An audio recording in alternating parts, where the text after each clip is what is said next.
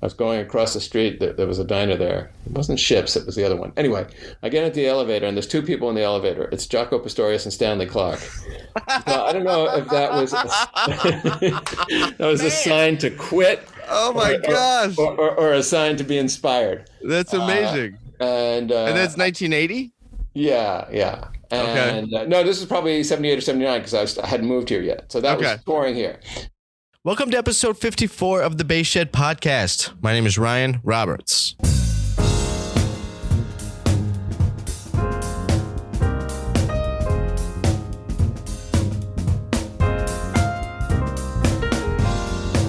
On the episode is David Schwartz. David Schwartz is a composer, mainly working for television shows. His big first one, the first television show that he started working on was Northern Exposure, the television show from the 90s. He will speak about that. He has gone on to work with Arrested Development, Veep.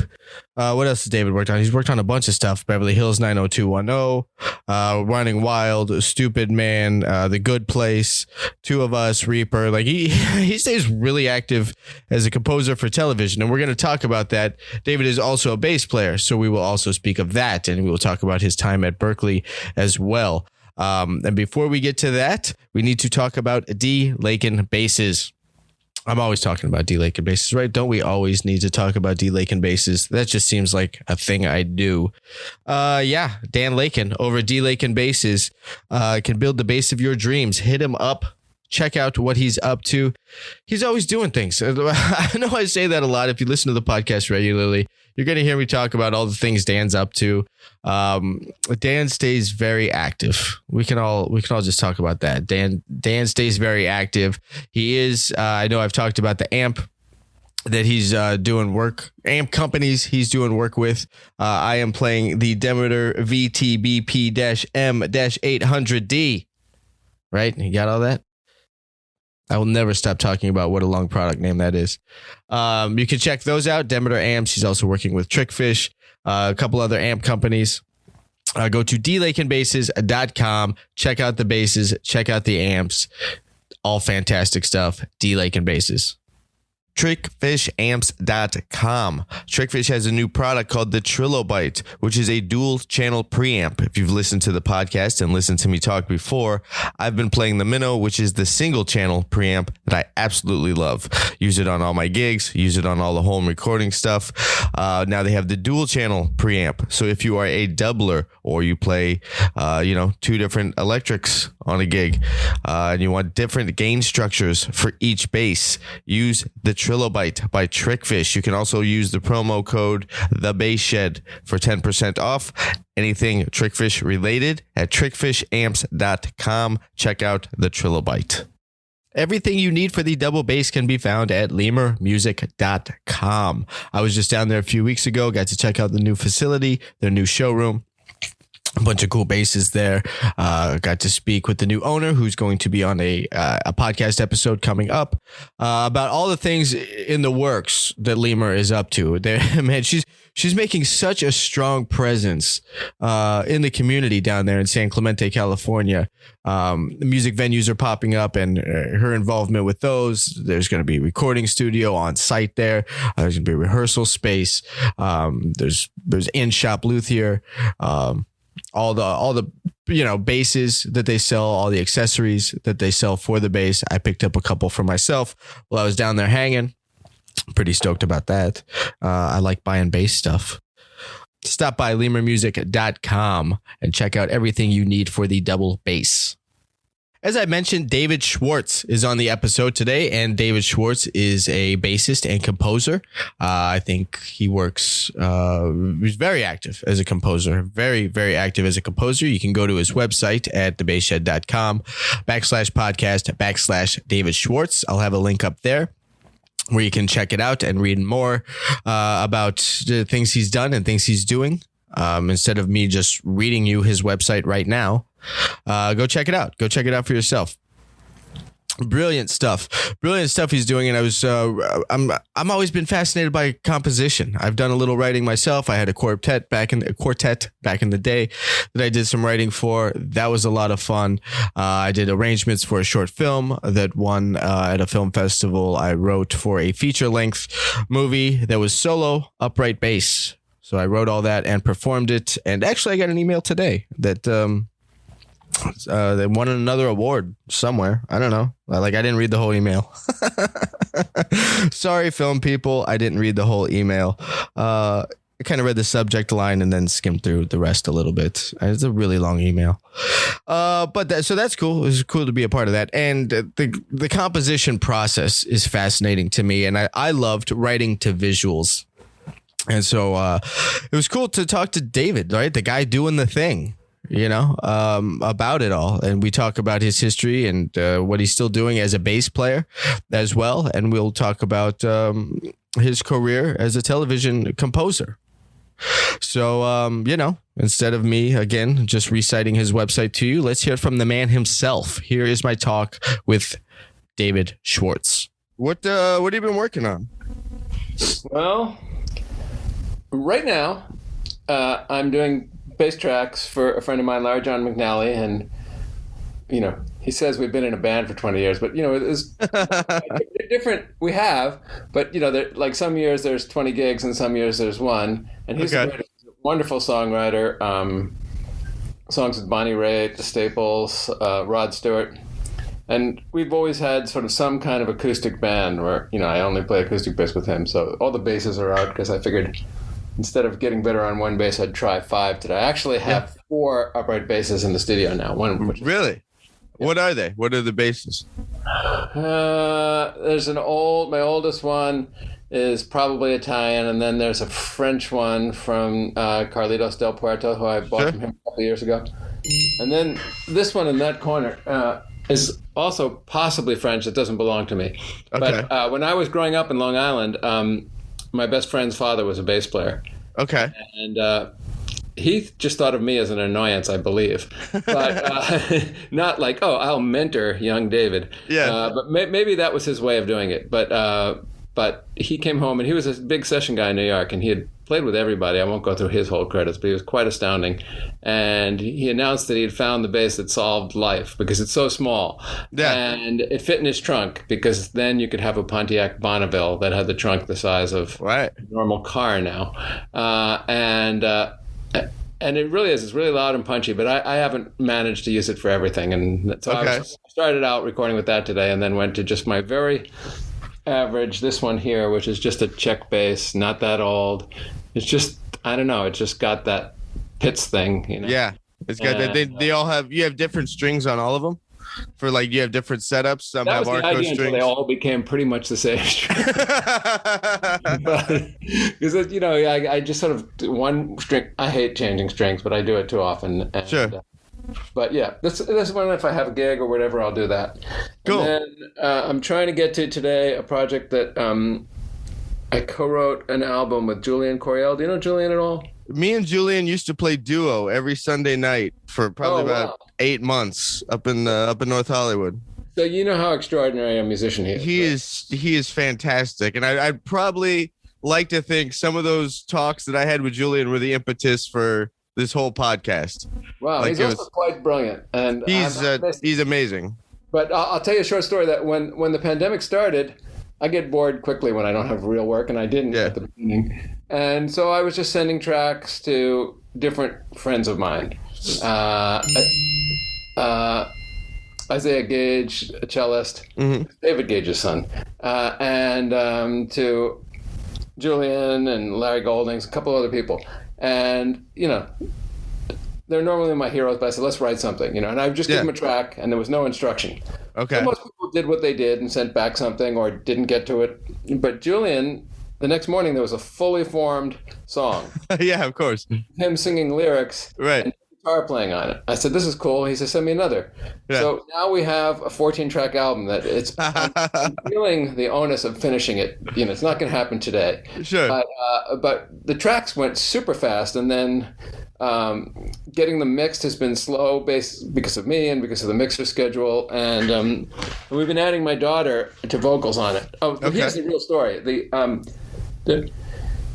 Julian is singing, and if you know Julian's voice, it's a beautiful voice. Yeah. The voice on all these tracks was sort of like Tom Waits meets Leonard Cohen, which is beautiful too, but not what you associate with Julian. Very low, very gravelly, not really sustaining notes. And then a couple of months ago, I called him. I said, hey, this one track, there's a lot of noise. You think you could sing this part again? He says, oh, I don't know if I can go back to that because that was my COVID voice. I said, what was that?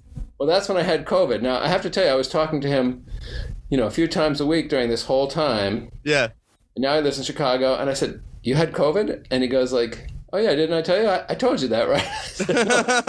So he had it pretty bad. I don't know if I should be talking about his medical condition. But anyway, he's fine now. And back playing with Alanis and a lot of other people. And on the last track, I said, it still needs something.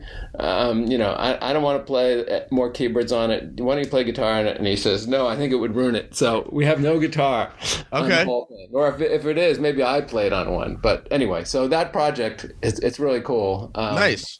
It's all lyrics, and him and my daughter Lissy sort of have worked together and things, as has Lissy's worked with us in John McNally's band. So so now my next thing is getting her. She's living here with us during the pandemic and post right now. So I just have to get her up to the studio and get her on more tracks. Some tracks will not have her. Nice. But they're all vocal tracks, and that's what I'm working on now. Does she do music outside of working with you on these projects? Yeah, she's a successful singer-songwriter. And had songs in the movie. Oh, God. No, I can't remember the name of it. But Shrek and Parenthood and Twilight. Okay, and those are all good. Those are all good films. Very young, and she started out. She always sang as a kid, and she started writing music about that time. But in Arrested Development, she would come in and sing stuff, and I realized she could sort of do anything, and in a French accent or an English accent, and sing in any style. And so it was just great having a great singer here. Yeah. And and it's continued. And I've always not always. She's had some big producers. Mitchell Froome produced 2 records ago. And then she came back to where she could boss the producer around. She's not I use that as a joke because she's absolutely a delight to work with. Yeah. And so we always have a lot of her stuff to work on. We just did one song for a charity event for Right Girl, which is women writers of all types. By all types, I mean screenwriters, novelists, singer-songwriters. So it was a big event on Saturday to support Right Girl LA. And you can look it up on either my site or Lizzie's sites. But Amanda Gorman, the poet laureate who spoke at the inauguration, she was one of the main speakers, and Lizzie was the only musical performer. So we did one song, and we enlisted a friend who we'd never played with before, Grace Kelly, to play sax on it. Okay. So it was the 3 of us, and we did it here in the studio. It was the biggest session I've had in the studio since all the craziness started. Yeah. There's 3 of us, and we had a cinematographer and an engineer, so there were 5 people. Okay. Okay. Yeah. And my main thing is I didn't want to engineer and play at the same time. And right. Just wear one of the hats. Yeah, you don't need to wear both. I do it a lot. If I can sit and play electric bass at the console, but this was on video, so I didn't want to be running back and forth. And doing that whole thing. That was a great day. We had a great day. Yeah. Let's go back a little bit. You were a Berkeley student. You were a student at Berkeley, maybe is a better way of saying it. Did you graduate? Back a lot. What? Did you graduate Berkeley? No. Yeah. You're not supposed to, right? Exactly. That's why I always ask. Massively uncool to graduate. I'm sure, That's if you. Yeah, that's how you failed. Is if you actually. I haven't fired. I've hired a lot of graduates of Berkeley. Since I've been a composer. Yeah. And now it's you finish. Especially if you're going to come out and be in composing or film scoring and stuff like that. And they're all massively talented, and they learned, it's a very different place than when I went to school there, but it was. Sure. So, after 2 years, I took a gig subbing for a much better bass player for mine, than myself, Chip Jackson, who's incredible. And he had a conflict between Buddy Rich and the Glenn Miller Band. So I went out with the Glenn Miller Band, which was an unbelievable learning experience. You know, great players who were not too happy about being on the road, as I remember it. And I really didn't. It's funny because maybe from this, a lot of my writing career has involved writing a lot of Duke Ellington era jazz and big band kind of stuff, or small ensemble and Django Reinhardt. And here was the real, this was it. It was post Glenn's life, but it was fun, and it was terrifying and fun. And then after that, I went back to Boston, gigged for a couple of years, and then moved to Woodstock, New York, and then back to New York City, where I'm from, or Long Island, New York City. Were you studying bass at Berklee or composition? Yeah, well, okay, let me turn this off right now. So, I was just that kid who, music seems like fun, but like in my last year, well, I was actually, I went my first year of college to the School of Visual Arts as a photographer. Okay. And I sort of discovered photography. My whole family, my mother, my father, my sister were all visual artists. So that was just sort of the way we rolled. And, by being a musician, it was different, which is, probably a good thing for me. And so but in my senior year of high school, I fell in love with photography. And at the same time, I decided I wanted to try the upright bass. I'd always been in bands, and and I decided I would, join the school jazz band and orchestra as an upright bass player. And I really, I could play because I played electric bass and I sort of had a natural something, but I couldn't really read very well. So in the orchestra, there were two bass players, and the kid next to me could read, but really couldn't play very well. So I think the two of us formed, almost a half of a bass player. Right. You guys enabled each other to make up one. So wait, I'm trying to remember the order of this now. So I went to the School of Visual Arts, and I started studying upright bass. And then at that year of photography, I decided it was really great. I love photography, but I didn't want to be myself in a dark room for the rest of my life. And it turns out music went the same way. I have a lot of light here, but we all spent years in windowless studios. Right. So I was very lucky after a long time to build a studio that has tons of light. Yeah. And so I went to Berklee as an electric bass major because I didn't think I could get in as an upright bass player. Okay. Berklee, through some snafu of bureaucracy, put me in the upright bass department. So I got there, and there's head of the department, Bill. I'll get it for you. Anyway, now his name's going to come back to me. Anyway, he was wonderful, and we immediately liked each other. But I said, I'm really not supposed to be here. He says, you can play. This was the first year they were offering electric bass as a major. He says, we don't know what's going to happen there. No one's ever tried to teach this. Yeah. Stay in the upright, you'll learn more. So I did. And that was life-changing because then, instead of going to any classes at Berklee, I just shed and studied. Right. Trying to catch up with all the really great players there. Yeah. And Bill was just the most inspiring teacher. And, he wasn't a jazz guy. He wasn't a classical guy. He just could sort of do anything. Yeah. And there was even a good teacher. Like, he understood how to inspire and motivate and... Right. Yeah. Because I don't know if you've had this experience. I've taken a couple of lessons over the years with some very famous players who were inspiring and motivating because they were playing in front of you. Right. They didn't really, I could see there wasn't a curriculum or a way to get to the next stage. Right. Or I've done it where you feel like you're just a part of their machine. Like you're just they're just going to start their spiel with you. Right. And it's not necessarily personalized to you. They're just, well, here's the so-and-so algorithm of bass playing. Right. Well, after Berklee, when I moved to Woodstock to be in an R&B pop band or whatever it was, I realized Dave Holland lived down the road in Woodstock. So Dave was my favorite bass player of the time, and I asked to study with him, and I think we only got 10 lessons in a couple of years because of his road schedule and mine, touring with this band. Sure. But he was everything. First of all, he was incredibly inspiring, incredibly giving and nice. And he also, It's very strict. He had a method, which I didn't think I would relate to, but it was like, no, let's go back to playing one open string. When you get that, we'll move on to the next thing. Mm-hmm. And, he taught harmony and bowing and everything. And sure.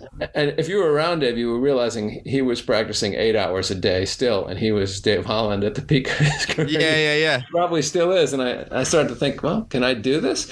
I don't last that long practicing. Right. I can do a couple hours on a good day, but, now way less that I'm a composer. But sure. Yeah. So where are we from there? So eventually. So you're in Woodstock studying with Holland. What brings you out to Los Angeles, and what year was that? 1980. Still ancient history. In 1970, so I was in a band called the Striders, which was Robbie Dupree's band. Mm-hmm. Hot Rod Hearts and Steal Away. Robbie had 2 big pop hits after he left that band. He moved out here and became a big pop star. And he's a really cool artist now. I mean, his songs are great. And so I sort of said, okay, I'm going to New York City. I'm leaving Woodstock. As soon as I did, I got a call from John Hall, who was the leader of Orleans. And that band had broken up. And he said, well, will you come back to Woodstock and start, you'd be the first player and we'll find a band together. Okay. So it was sort of like the opposite direction I wanted to go. But John was so great.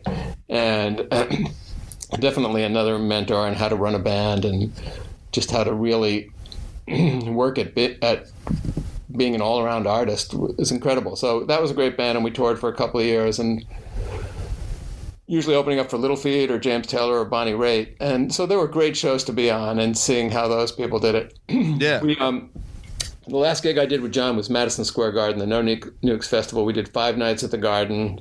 That doesn't suck. It was like Springsteen and Paul Simon and Chuck. Oh man, I can't even remember. Everyone wanted to be part of that, and we did a couple of giant downtown New York and Washington D.C. outside performances, 250,000 people. Which, strangely enough, I get more nervous, in a club in New York or L.A. when everyone is there, right, and you can see their eyeballs. Yeah, and who they are, and right. But being on a big stage is so much adrenaline, so that was really fun. And at the end of that, I had now come to California twice touring with him, and I was fascinated. And I always assumed, as a classic New Yorker, I wouldn't like California. I had an image that wasn't based on anything, but within an hour, I was loving California. And I stayed at the Sunset Marquis.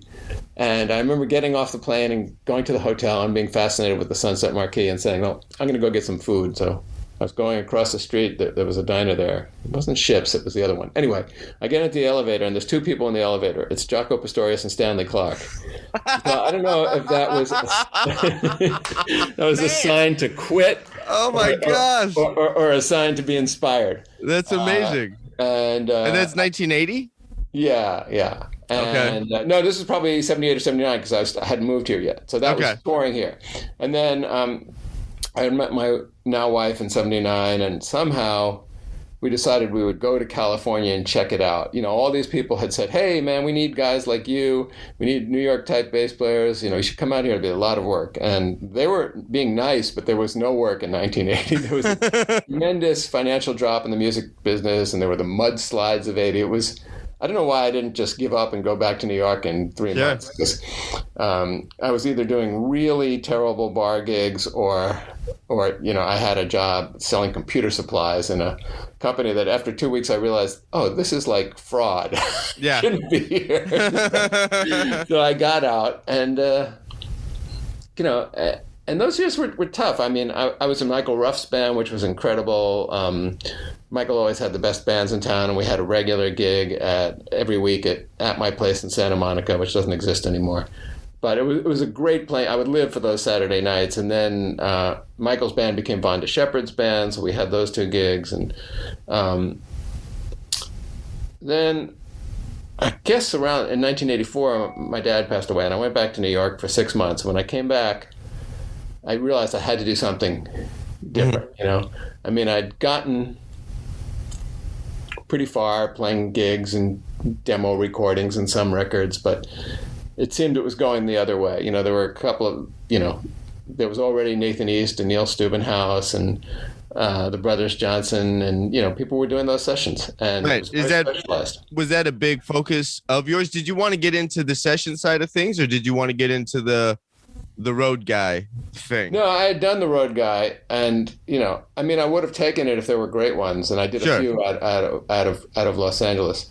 But I sort of grew up. A lot of my friends' fathers were session guys in Long Island, and I thought, well, I could do that. But it really didn't work that way for me. And I did sessions, and then sort of everything changed as it became all demo studios and drum machines, and the world was changing in a big way. And even a few years after that, I'd had my son, and then my daughter came along, and right about that time, I started getting into composition. Yeah. And that was an accident, really, too. I'd done one job, a film called Skeeter Wings, for a friend of mine who passed away a few years after that. And, he didn't even ask me to do it. He asked me if I knew someone. My wife said, it should be you. And I said, okay. Yeah. But, at that point, I was trying to be a producer and trying to be a bass player. And I figured, well, I know pretty much about those two jobs. Mm-hmm. And it's not happening enough. So why would I try something that I don't know anything about? Which maybe is a good lesson that you should try, if you had a feeling. So I did his film, and his film had no budget. I think we split an $800 Roland sampler. Yeah. That was the budget, I got to pay for half of my sampler so I could do the thing. But so you could do the gig, yeah. Yeah, and he had, by the time he got back and told me he wanted me to do it, I'd sent him a demo that he really liked. There were really big name composers doing it, so there was something there. And then his film never got finished. He just ran out of money, and he took another directing job, directing some kind of B movie. I should say, I don't know what movie it was, but yeah. And then, I was very motivated. I wanted to be a composer, and in those days you sent out cassette tapes to people who were in the business, so somehow I found a list of people who were in the business. You send out 150 cassette tapes and no one ever answers. And so what's on these cassette tapes? Because without a visual context for the music, right. What are they listening to? Or what are you writing to? I'll say to this day, now that I've been a composer for many, many years, decades, no one ever asks me for a visual. Maybe 3 times in 25 years, someone said, oh, can we see something to video? I don't know why. It's just not part of the business. What they want often is to hear the music that you haven't written yet for their film, which is kind of crazy because you want to write something totally original, and yet they have no way to base that. And so, agents will ask me for, they'd like something, with mandolins and Pitt's viola that's, not quirky. That's a bad example, but, it's very specific stuff. Do they speak more when you get these notes or you get hit up about gigs? Do they talk about the instrumentation, or do they talk about a mood? Like, we want something haunting or something kind of playful. It seems like it would be easier to write the mood. That's much better. And that's, when I'm in the room with them, that's what I ask for. I just talk about the emotions that are missing here. Right. And often it's about that. If usually that's a sign of a better product. They say, look, we have the drama here. Mm-hmm. What kind of music can we do to lighten this up a little bit, or the other way around? Okay. We didn't get it as dramatic as we'd like, or just let's give people another thought here. So it's not like see sad, play sad music. Right. That can really work. Hold on one second. Sure. Need liquid. So I shouldn't say it's always like that, but sometimes I'll get a thing. These people have a TV show. They tempt with the score from blah, blah, blah. And that's the only information I get. So the basic thing is, why don't they hire the guy who wrote blah, blah, blah? Right. And contemporaries of mine have said, I got a call. Someone wanted it to sound like Arrested Development, And okay. Said, well, why didn't you take it? And I said, well, they said they told these producers to call me, and I never got the call. But so you never really know. I think it's different once you get in the room. They need a way, because they're going to get so many submissions from their side. They need a way to cull out and end up with 2 to 10 people that they might meet.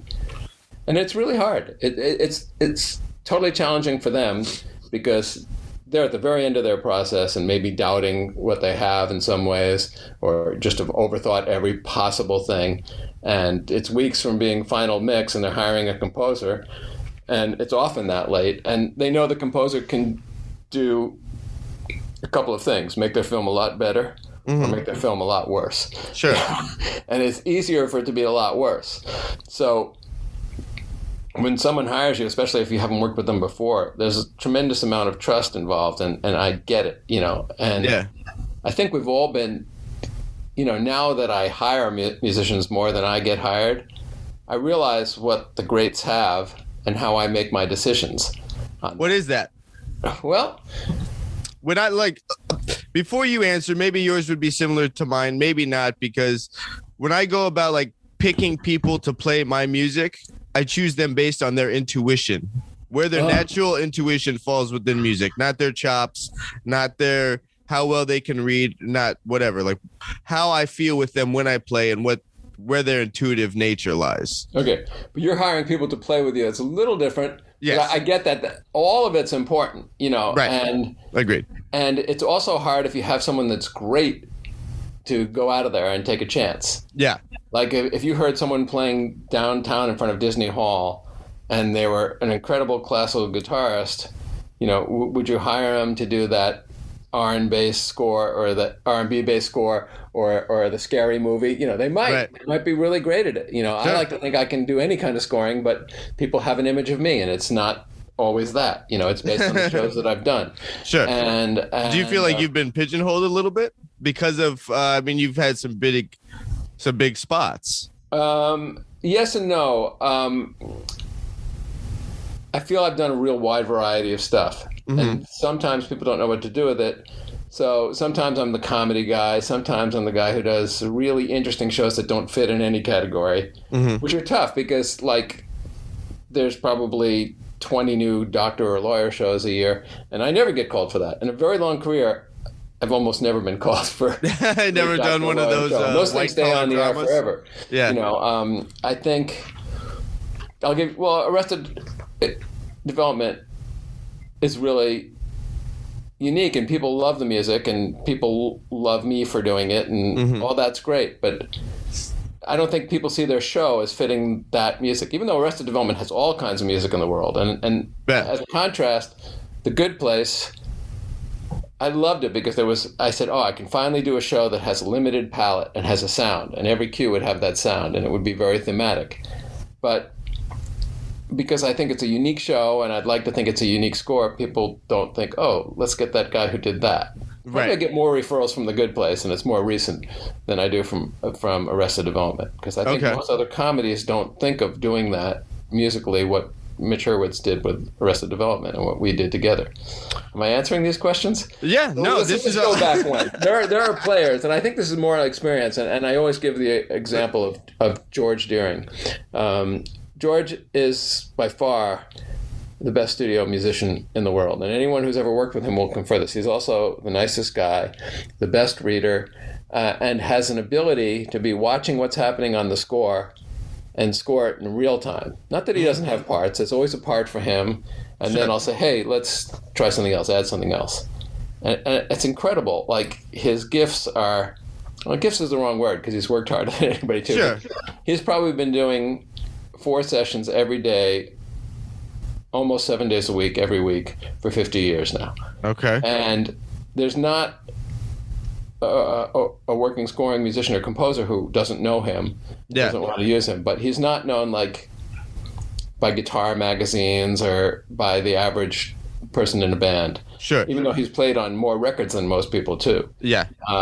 So when I saw what he could do, I said, and I've learned a lot from him. Now, sometimes I have to, play his part if I don't have a guitarist there for a demo. Yeah. And I just tried, how would George do this? And not try to play what he plays, but just sort of what he can add to everything. And he also plays every instrument, so that's a little scary.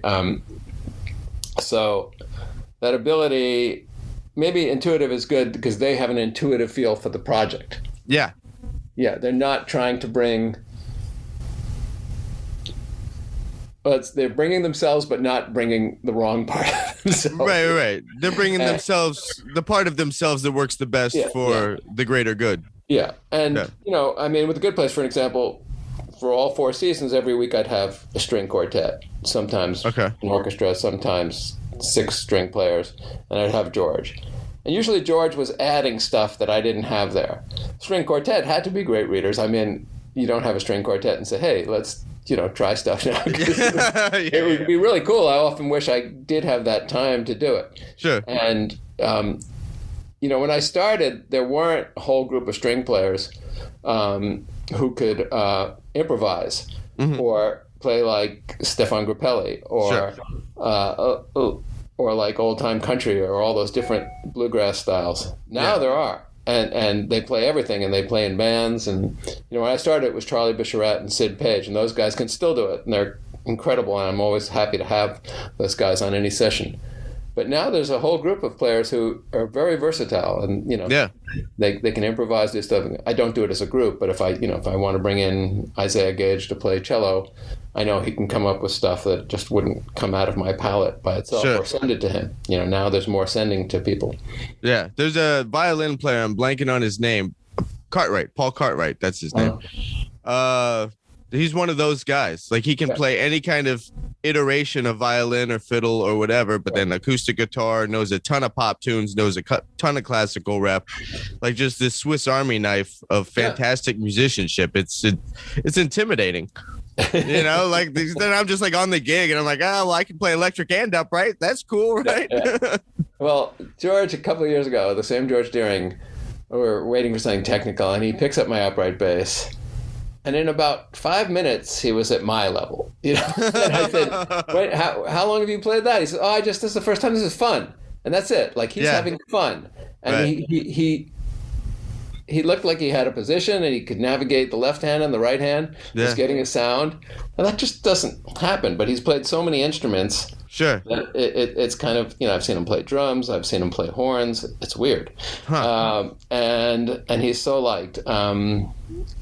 It's a treat. He has a bluegrass band with his wife. For years, they had a gig at Casa Vega, in Burbank, across from the bowling alley, and they're great. And this is the funniest thing. They had their longtime bass player had some kind of issue, couldn't play for a couple of months or something like that. And he was a guy who played a K bass with gut strings, their bass player, and it was great for that kind of bluegrass. Yeah. So I'm telling George a story now, so if I get it wrong, forgive me.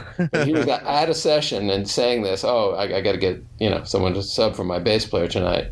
And Abe Laboriel's there, senior, and says, I'll do it. So George is kind of laughing to himself, I'm going to have, everything. And, I went and saw it a couple of times with Abe Senior doing it, and he was perfect. His solo would still be, all the jumping up and down and the flamenco and all that stuff. But he'd start out in a sort of pentatonic country mode. Yeah.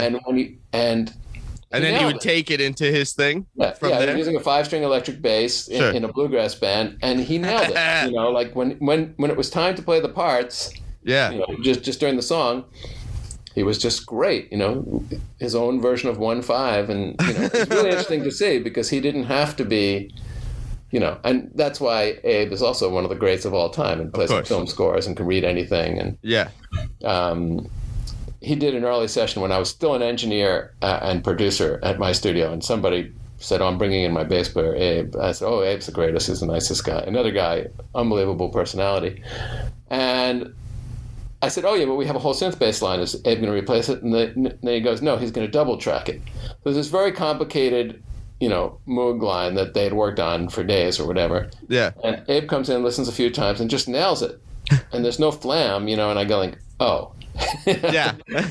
that's those guys can do, Right. That's what makes an A-lister. And he made his tone work with it perfectly. Cool. Let's fast forward, or actually, I don't know where we are in the story, actually, or the timeline. It's been like a current movie where it's not in real time. We're jumping around.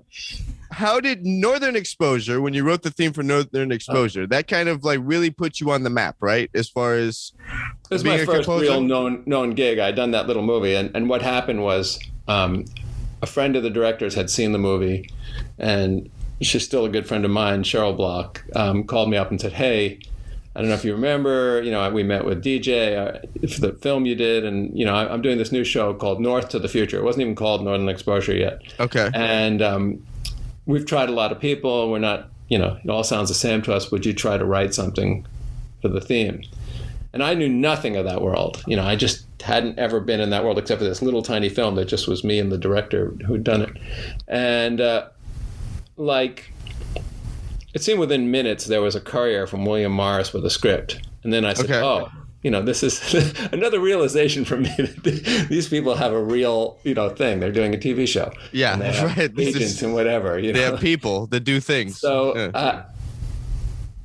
I don't know if you've had this experience, but I didn't really write a lot to that point. I'd written that one thing. I'd never been a songwriter. I'd tried. I would always be, this isn't as good as the Beatles. It's not as good as the band. It's not as good as Stravinsky or Beethoven. Those were like my self-imposed stupid standards, so I wouldn't finish a lot of stuff. And so I wrote the Northern Exposure theme, and I still, if I look back at it, I don't know how. I mean, it is sort of a combination of all my influences, but there's a thing of writing from ignorance or playing from ignorance. The first time you hear a tune and you play the greatest stuff, and the second time it might not be as great or it might be better. You don't know. But I liked it, but I thought this doesn't sound like what TV sounds like. Mm-hmm. And this is now 1990. And so I wrote another piece that it's one of the great losses of my life. I can't find that piece. Okay. But it was really terrible. And I thought that's what they wanted. I thought it sounded like a quiz show when I did hear it later, but since then it's just disappeared from my files. Okay. And Cheryl came in and she said, "Oh, that's all you got?" So I played the wrong piece first. And she said, that's the one you lost. Yeah, because she just didn't want to embarrass me at that point, so she asked if I had something else. So I played her the theme that I wrote first. She said, "Oh, that's really good. Let me play that for the creators." And they came back. Josh Brand, who created the show, wanted me to try a lot of stuff, and this is very common with television and film. That I like what you did, but let's hear what it sounds like with mariachi horns. Let's see if we add strings. What if we had different kind of keyboards on this? Give me every iteration of this kind of idea. Right. And especially, if you're new to it, and it's still like that now. Yeah. But so I did, and we pretty much came back to the original thing. They were liking the synth harmonica part, which just to me was just the worst. Really? I couldn't stand it. Well, it was first of all, there weren't good samples then, and harmonica, it's a feel instrument, and I wanted it to sound not like Toots Thielsman, which would be impossible to do with a synth. Sure. I wanted it to sound like Stevie Wonder. Okay. And then I remembered that on my friend Larry, who I'm doing bass tracks for right now, on his second record or first record, there was a guy who had that kind of very soulful R&B, and it wasn't Stevie, but he's obviously influenced by Stevie as a harmonica player. Yeah. And his name was Tolek Alstad, and he came in to my little tiny garage studio and goes into the little closet that's a booth, and through the microphone and said, "Hey, this is great, you can do it, where are you from?" And he went, "Alaska." And I knew. That was it. I had to be the guy. Yeah. And before that, I had gone through a couple of harmonica players that were great that just didn't work out for that. And then, that sort of finished the theme. And when Cheryl called me to say she said, we're going to use your theme, I said, great. And she said, so, show up tomorrow, we'll go through the first show, we'll spot it. And I had no idea that the two were connected. Okay. I thought I wrote a TV theme, which is all upside because there's a TV show and they're going to pay you something and it's going to be on TV and you have a credit. Yeah. But, saying, show up tomorrow, we're going to spot it. And then you go like, well, I don't know how to do that. Just I'm going to have to write a lot of music under a deadline, but there were extraordinary people, everyone on the show, maybe 7 producers, all who had unbelievable music tastes in every different genre. And what we did, I don't know if then I thought that was weird, but the music was different every week. So we didn't have, I think in the pilot episode, we used the theme once or twice because everything else I wrote wasn't making the cut. But after that, it was different music every episode. Like, can we have a music with a big orchestra? That happened on the 7th episode. I had never done that. And so 65 people to write for, and that somehow I got through that with help from my orchestrator, Phil Giffen, who's still a good buddy, and he conducted. And then shortly before that, I think Josh had said, "Hey, can we have music like the band's stuff?" And I was just like, those were my heroes in New York, Okay. That's Richard T. and Steve Gadd and Yeah. And I said, "How do you know that?" Yeah. So I was really surprised that they knew all the influences, and so I'd try to write something like that, or they'd say something like Coltrane here. Like that doesn't happen in shows now. No. I have very varied producers, and I get to write a lot of cool stuff, and they have. But this was particularly, and I think another big part of Northern Exposure was there were two places that played a lot of music. And at first there were only records. Chris's radio show, Chris the DJ, radio show that was sort of based on Chris Doritas' show in LA. I shouldn't say that, but I think it was. And so he played really eclectic music, and a lot of old jazz and a lot of old country and just really cool music all the time. And then there was a similarly eclectic bar in the town that played music that you wouldn't think would be in a bar in Alaska. Okay.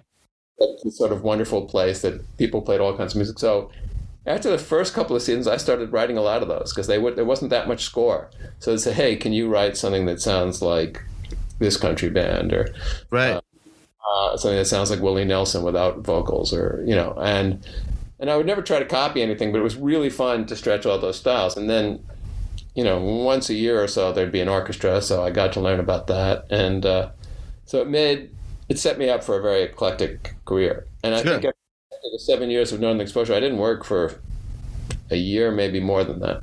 Okay. They didn't have a moose show for me, is what they would say. Yeah. How did you when listening to the theme for Northern Exposure? I liked the harmonica a lot because it was kind of left of center of what I would think, but it also added this, forgive me if I use the wrong word, almost like whimsical nature to the theme. This kind of playful, approachable aspect to it. And then I started to imagine the theme on any other instrument, and the instrument sold the theme to me. And the performance, but yeah, I think I did try everything. And what did you use to lock into harmonica and picking harmonica? Like, what was it? Was it something in the script? Was it this idea or something when talking to the producers? Yeah, there was a conversation before I wrote it, actually. Okay. So I skipped that part, and I'm in the timeline. I did speak to the creator of the show. Okay. Who actually our 3 or 4 year old sons were in preschool together. Oh, crazy. No, it wasn't great because he said he didn't want to meet me. So, who was he? Says, "Oh yeah, he's a good guy." Like, what if it doesn't work out? That's the way Josh. That's the way I was told, at least. Okay. Because then he'd have to reject me, and then he'd have to see me at preschool. So it wasn't. Yeah. Oh, what a great connection! This was the opposite of a great connection. Yeah, like too close to home. But he could talk music in very artistic terms, and about Ed, one of the characters, he'd say, "Well, Ed's just like you crack his head open with a hammer and a parrot comes out." So that's the kind of notes I would get from him. But about the theme, he said, I think at that point we had both sort of studied or tried to listen to as much Alaskan music, and a lot of it were tribal chants that's indigenous to Alaska. I mean, I'm sure we didn't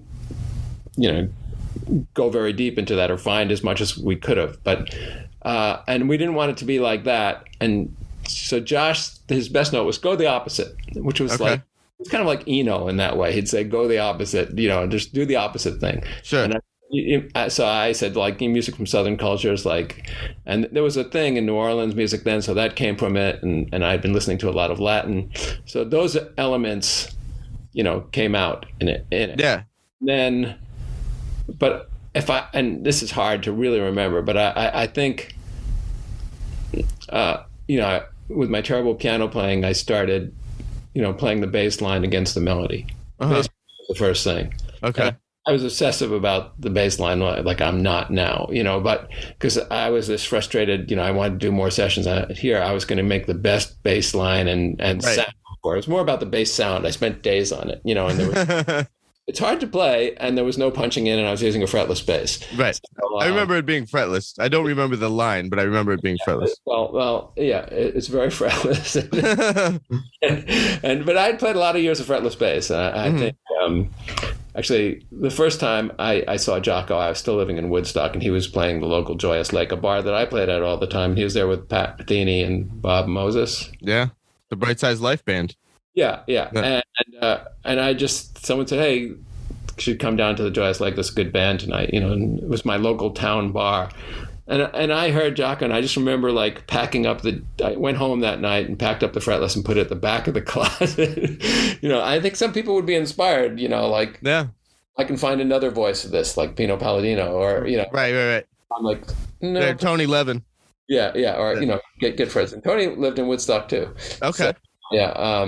And anyway, so that sort of explains that. But when I really heard, even with the sample, I could tell what the harmonica would sound like. I probably tried Wurlitzers, and it's still a problem to me when you have music that's not classical and not jazz, and you want a strong melody with a lead instrument. Mm-hmm. Like, it's hard because, like, every instrument, do we want to play this on electric guitar? No. Right. And there are a few Rockford Files, or a few TV shows that use the harmonica really well. So I had that. I don't know if I was thinking that way, and sort of afterwards it was pointed out to me. Mm-hmm. So I still sort of struggle with, should there be a melody, and versus just like kind of a vibe. Now, between 90, that's when Northern Exposure was out, right? 90 to 95. Yeah.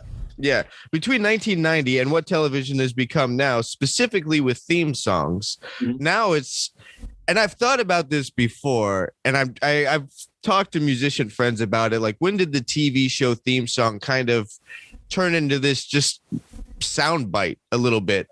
And I'm like, was it Seinfeld that kind of killed? Because you listen to like Full House, like that had a bridge, that was a long song, that was a thought out piece of work. 12-piece band, on the Sony ladder, wherever they recorded it. Yeah, it's a big difference. I think it more came. I mean, definitely Seinfeld being very successful, and Jonathan Wolff did a brilliant job on that. He did, yeah. And then we all had to copy his sample bass sound. Right. I got into a thing with the producer, and they said, "No, it's a bass." I said, "No, this is a bass. That's a." Yeah. You can't have those arguments. Right. But I think there was a thing then that networks felt they were losing the audience, for anything. So to have the theme as short as it can, get right into the show. Sure. Then, when HBO came along, and then Netflix, they were more like, well, we want to make it a sonic identity. They went back the other way. So there are, like, I wrote the theme for Deadwood, and that's a minute and a half. And okay. Most HBO dramas are a minute and a half. And that's a long time. Yeah. And, then my newest show, which I wrote the theme, I have co-composers, but who are a Tribe Called Red, an indigenous hip hop band, and they're incredible. And my daughter, and the impetus came from my daughter, and we wrote that. It was 21 seconds. That's long for a comedy these days. Okay. And because it streams on most streaming networks, you have the option of skipping the intro. Right. Which, I wish people would listen to it every time, but if you're in watching 7 episodes in one night, you might. Yeah, if you're in binge mode, like, okay, I get it. Like, is different, yeah. And also, and this I don't like at all, is that it on a lot of streaming networks, it normals to skipping the credits. Mm. So composers' credits are often on the back end. Sometimes you can get it on the front end. But, yeah. And, or then people hear it on some other service and say, oh, there was an end title. We never heard that, And so things like that, change it up. What have been some of your favorite TV themes? Not that you wrote, though. Like ones that you liked listening to, either as a composer, once you're in the game of composition, like, oh man, I really like that one, or before you even got into it? I'm bad at this. Just off the head, Thomas Newman's 6 Feet Under was incredible. I lost to the Emmy for that main title to him for a show I called Wolf Lake, and no one's heard of it, right? So yeah. So besides Tom having written the better theme, he had that advantage. And I remember seeing him at the Emmys, and I just know him to say hi. And I said something, oh, well, you're going to win. He says, oh, no, I don't think so. You wrote something really nice. And I said, no, you're going to win. And I think Sean Callery's theme to Homeland, which is a great theme, and it's very abstract with sort of cool jazz trumpet influences and stuff is great. Yeah. Just some of the really old TV themes from when I was a kid, like What's Happening, and when TV themes were in Car 54, those kill me because they're so great. I was thinking about just TV themes, knowing we were going to have this conversation, and I was thinking about the nature of TV themes, that it should be, it should set up the tone and the mood of the show. But then I went back and started thinking about other shows and themes, and I don't think I ever really understood MASH. Like, there was such a dark, depressing song, but I liked the show. The show was supposed to be like this comedic relief in the middle of the Korean War. Right. Well, that theme is particularly bittersweet, and it's beautiful. Right. And you know what it's called, right? Suicide is Painless. Yeah, so they weren't going for the happy thought. Right. No, not at all. Not at all. But then I was wondering about the juxtaposition kind of on that. Like, we're going to get into Hawkeye wearing a Hawaiian shirt here in a minute, drinking a martini in the middle of the war. But then this kind of like super dark, heavy helicopter scene, right, to set it up. And I was always fascinated by that. Well, I think that's what made it magical, too. I think they said, like, oh, we don't want to turn off our potential audience by, just showing scenes of war. And right. But they very much wanted to make it clear. And I remember hearing or reading about the producers saying the main goal of the show, besides entertaining people, was to show that war is wrong, which is a hard thing to do. I did not know that, actually. Okay. I think that was always part of it. And it's just a great theme. And I think that's one of the best of those kind of themes. But a lot of themes were kind of like that, these pretty melodies. Yeah. Taxi was like that. Right. So, yeah. And Bittersweet, too. Yeah. So that's interesting. Yeah. Should do that again. Yeah. I also love the theme for Queen's Gambit. I think that's great. Yeah. Other ones. That was a fantastic show, kind of all the way around. I like Jessica Jones, the theme for Jessica Jones. Like, production-wise, they cover a lot of ground in a short amount of time. Oh, Wanda is great. WandaVision is incredible. And the theme changes. Well, they have two different themes. There's the overall theme that's written by Christoph Beck. And then the two songwriters from Frozen, like, sort of, because that takes place in all these different eras and it reflects the TV themes of those times. There's sort of one that sounds like, Dick Van Dyke era. Okay. Different themes. And so both sets of themes are wonderful. Yeah. And our co-show on the Peacock Network, Tina Fey's "Girls Five Ever." It's a catchy song. I mean, you're just going to sing with it. Right. I just heard about that show for the first time the other day. Did you do that? Did you do that show? Did not, because my husband does. Okay, then there you go. Yeah, he does, and he's very good. Yeah, and he's also the executive producer of most of her recent shows. Okay, with her, but. It's a very different kind of humor, because the two shows they shouldn't be compared, but the two original things from the Peacock Network that I know of is Rutherford Falls, which is the show I do with Ed Helms. Let's talk a little bit about Rutherford Falls, because let's do it. These are the producers I did The Good Place with, and I knew they had this other show, but I didn't hear from them for a while. So you figure, okay, they cast different things for different people and different shows, and then I got a call from the producers who said, like, we wonder if you'd be comfortable working with co-writers in this who are indigenous, because that's what the show's about. It's about an indigenous tribe and Ed Helms and sort of the rewriting of history. Mm-hmm. And I can't really give a log line on it without it making feel either too light or too serious, because it's both. It really has real comedy in it, but it goes through real issues, but it's not like hitting you over the head with issues. It's just part of the people and the cast and the stories. Sure.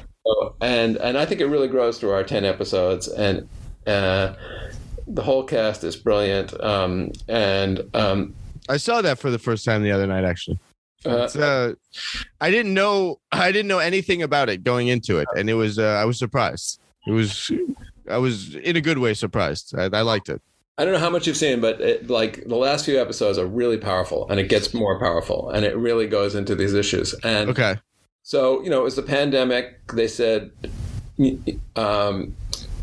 if you'd be interested, we want you to write with A Tribe Called Red, who I'd actually heard their music, and I knew them as a hip hop band. I didn't know that they were indigenous. Okay. Really a big part. And if I listened more, I heard them tempt in a commercial, but I looked into the music at that time, and they're great. And I think no one knew how the collaboration was going to work, but it worked great. And Tim and Bear, the two guys who are Tribe, and now they've changed their name. On the day our show came out, for some reason they changed it. They're now called Hallucination.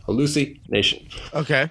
And they're wonderful musicians, and there were 4 producers too, so there were a lot of people who had to sort of come together. And Ed Helms, Mike Schur, who's done everything, The Good Place, Parks and Rec, The Office, all those things he's associated with, and Sierra Ornelas, who is one of the main writers and the showrunner, and she's a combination of indigenous and Mexican herself, and everyone wanted to represent all these different parts of the show, and so maybe I can just explain it, but we started writing main titles both together and separately, and the one that's used actually was the first idea, but it changed a lot, and then there were 22 other ones written. Oh wow! And that's just long, and it's you start to lose focus because do they want this? Does this work? Sure. There was a period where the 4 showrunning producers, executive producers, each brought in 4 or 5 of their favorite tunes, which was interesting. But then you try to I'm going to combine all these 24. 20. It doesn't work that way for me, at least. But we learned a lot, and it also helped in the actual score of the show. And themes are usually different. Like the editor said, "Oh, all of these themes are great. We're going to use it in the show." He probably tried, but it really doesn't work. Themes just take too much attention. Sure. It's hard to have a show that has that much attention. But a lot of the most successful stuff either would start out with me or start out with Tribe, and then Sierra would say, "It's great, David, but can we? I want to get the Tribe thing on it. Can we run it through their thing?" Yeah. And then they would take it for usually a day turnaround on anything at that point, because you have a week to do the whole show. Wow. And those are special to me, and they work really well. The music's when they come together that way. But what do you mean? What do you mean by that way? Like that quickly, or when everybody's kind of on the same vision? I think the whole was greater than the parts. I mean, they write music. I like the music that I write for it, but the ones that we sort of passed back and forth a couple of times, those are special to me. Yeah. And it's sort of representative of the show too, and the way the producers work together. Sweet. So when you get hired for these, are you hired by the season? Are you hired for the entirety? As long as the show will run, you're the guy? Yeah, unless bad things happen. But yeah, that's like any gig, maybe. Yeah. And I've replaced people on successful and non-successful shows, and it's happened to me. And you don't like it. Sure. When I got asked to do the final season of Veep, it was a Good Place producer who was also on that show, and I said to him, I said, "These guys do a great job. You should work it out." And he said, "No, it's past that. It's over." Oh, and I loved doing that final season. Yeah, and they didn't, they still wanted to stay in that same kind of orchestral style, and it was fun to do, and they were great. And but usually, hopefully, you're hired for everything. Sure. There are shows that have multiple composers. Oh God, I know of shows that because each producer had their composer guy, they ended up doing you do week 1 and 3, and you do weeks 2 and 4. Okay. And somehow they found a way to make that work. I've never done that thing.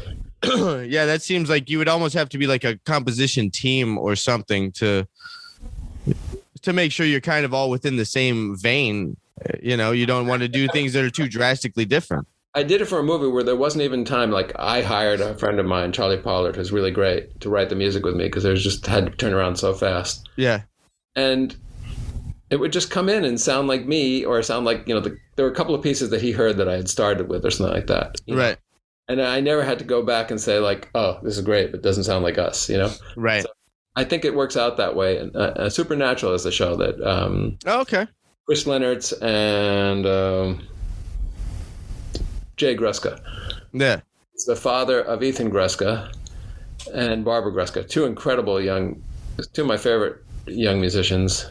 and their grandfather is John Williams, the composer. Oh, wow. So they're a very musical family. Yeah. And Jay's a great composer, and I've known him for a long time. And that show Supernatural ran for 17 seasons or something like that. Really? That long? Yeah, sometimes we've shared a recording engineer, so I got the deets on that. Okay. in a good way, that because every year I think I won't talk about another show. But anyway, it was all good. Cool. So, and getting hired is always like a weird experience. Sometimes it's a long auditioning process, and you're auditioning against other people, and you either have feedback from them or don't, or you're just guessing. Sometimes they want you to write a cue. Sometimes they want you to write a whole score, and you just don't know. And it's sort of on their terms, the auditioning process, however it is. With The Good Place, it was delightfully different. So my agent called and said, this show, it's a new show, and Mike Scherer from Parks and Rec, and you should go in there and talk to them today. So, I got in my car, headed out to Universal. Yeah. And there's usually a lot of them and one of you. So right. My goal is, please remember their names. Yeah. Because you're being introduced, you're nervous and whatever, and you're trying to say what you're going to do on something that you know nothing about, Sure. Right. And that was an odd meeting because we just only talked about Deadwood. They wanted stories about David Milch, and I didn't have many. I didn't last that long on Deadwood, but they liked my story. And then there was one guy in the room who turned out to live on my block, which is really weird, and he's become a good friend, David Miner. And you go home and you just don't know. Right. You never get called again, or they tell your agent, no, we went in another direction. And there's even meetings where you go and they say, you're the guy, we love you. We love everything you do. This is going to work out great. And then you're not the guy. But this one was the opposite. I think either in the car on the way home or when I got back to my studio, Sarah, my agent, called me up and said, oh, they want you to do the show. And I said, really? Just like that? No audition? No, they're just like that. And okay. But the thing was that there was a scene in the opening episode of The Good Place that sort of explains everything, and they couldn't find anything for it. And they're very big on temping, and they found, cool film scores for everything, but nothing was working. So they gave me that as an assignment. And I felt, maybe it wasn't true, but I felt like if I failed that, I wouldn't have gotten the show. And also, another really unique thing is when you do a pilot of a TV show, the pilot is an audition for the networks. Like most pilots that get done don't get picked up. And so there's so much pressure on everybody, and often inordinate amount of pressure on music, because if they feel the show's not working, what can they change without, reshooting and doing it? Everything gets music. Right. So this was based on the producers and showrunners' reputation. The show was picked up. Okay. So even though we were doing it when everyone else was doing a pilot, we knew that it was going to be picked up. But I didn't know. And so for that, it was very challenging, and I kept on writing stuff and sending it over. And Mike said, "Yes, it's really good, but it's not that, we don't got it yet, And then I wrote, 7 or 8 of them. He says, I think if we combine these, take this part for this, and he's very brilliant that way, that we can use this for this scene, this one scene. But almost everything that I wrote that was rejected for that one scene became themes that he used everywhere. Oh, okay. He'd temp them in there, and I'd go like, oh, that works great there. You want me to write it longer? He says, yeah, make it a little different or whatever, but, Yeah, so. But that's the nature of it. Right. Yeah. Cool, man. Dude, we need to I want to have you back on the show, and I want to talk more. I have more questions that I want to dig into here, but I'm out of time today. It's a good one, and hope the audience likes it, and it was great to meet you. And yeah, dude. If you ever have some free time, let me know. I'll swing by the studio. I'd love to meet you in person. Hang. Great. I would play that bass that's behind you there. Yeah, there's a lot of basses to play here. Yeah, I'm down. All right, man. We'll be in touch. Okay, great talking to you. Bye. Thanks a lot, David. Bye.